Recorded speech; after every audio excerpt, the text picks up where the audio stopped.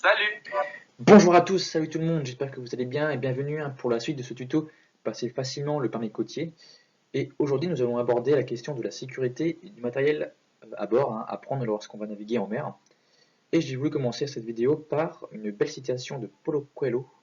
Le bateau est plus en sécurité quand il est au port, mais ce n'est pas pour cela qu'ont été construits les bateaux. À méditer. Donc commençons par la notion de zone de navigation. Donc on existe 3 ou 4 types. Selon les avis. Donc, il y a la zone basique qui va jusqu'à 2000 nautiques d'un abri. Puis il y a la zone côtière qui est comprise entre 2000 et 6000 nautiques d'un abri. Et puis au-delà de 6000 nautiques, il y a la semi-hauturière et hauturière euh, au-delà de 6000 nautiques. Donc je vous ai mis ici la définition d'un abri, tout lieu où un navire peut accoster ou mouiller en sécurité. Et un 1000 nautique correspond toujours à 1852 mètres.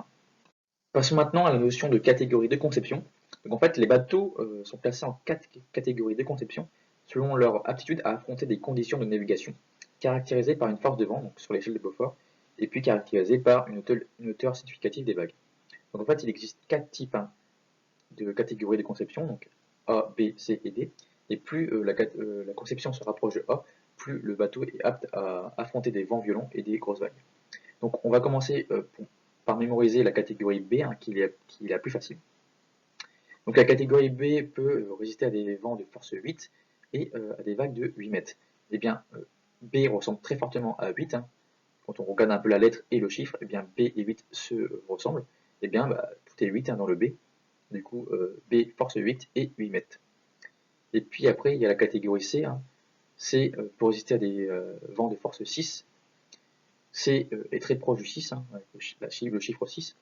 Et puis, il peut résister à des vagues de soit 4 ou 2 mètres. Donc en fait, ça varie selon les ouvrages. Certains ouvrages disent 4 mètres, d'autres 2 mètres.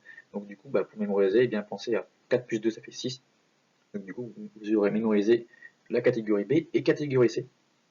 Et puis pour la catégorie D, eh bien, elle est en dessous du C, donc en dessous de force 6. Et puis la catégorie A est au-dessus de la catégorie B de force 8. Passons maintenant à la notion de norme CE, conformité européenne. Eh bien, chaque bateau doit avoir une plaque signalétique, une plaque du constructeur, et cette plaque doit être fixée de manière inamovible à l'intérieur du navire. Et cette plaque doit informer la catégorie de conception du bateau, soit A, B, C, D, doit informer de la charge maximale, du nombre maximal de personnes, et puis la puissance maximale du bateau. Passons maintenant à la partie matériel d'armement et de sécurité, avec le pack basique. Donc le pack basique, lui, est nécessaire pour chaque bateau qui va jusqu'à 2000 nautiques d'un abri. Et dans ce pack, il y a un pavillon francisé, donc souvent un pavillon français, un moyen d'assèchement manuel, un moyen de lutte contre l'incendie, un éclairage manuel, et puis il y a des gilets de sauvetage, chacun pour chaque personne, une encre ou une ligne de mouillage, un coupe-circuit en cas d'éjection du pilote, et puis une échelle ou un moyen de remonter lorsque des personnes sont tombées à l'eau. Et bien pour mémoriser ça, il y a l'acronyme PGACE, P-A-I-G-A-C-E. Et Pégase, c'est un cheval ailé, un blanc, une créature fantastique de la mythologie grecque. Donc voilà, Pégase pour mémoriser le pack basique.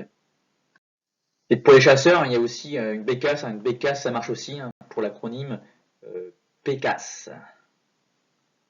Et puis, il y a le pack côtier. Le pack côtier est nécessaire pour chaque bateau qui peut aller jusqu'à 6000 nautiques d'un abri.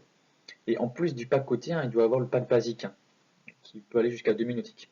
Donc en plus du pack basique, il y a le pack côtier. Et dans le pack côtier, il y a un moyen de signalisation sonore, une bouée de sauvetage pour empêcher des personnes tombées à l'eau, un miroir de signalisation, des feux rouges de détresse, un compas magnétique pour pouvoir s'orienter, des feux de signalisation pour la nuit, des cartes marines, un document qui regroupe l'ensemble du cours sur les balisages, comme ma première vidéo sur le balisage, et puis un document RIPAM, c'est un règlement international pour prévenir les abordages en mer.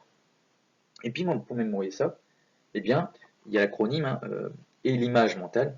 Sa BMW fait des fessées, donc x2, au docteur, et lui, il ne rit pas. RIPA pour RIPAM, docteur pour doc, document.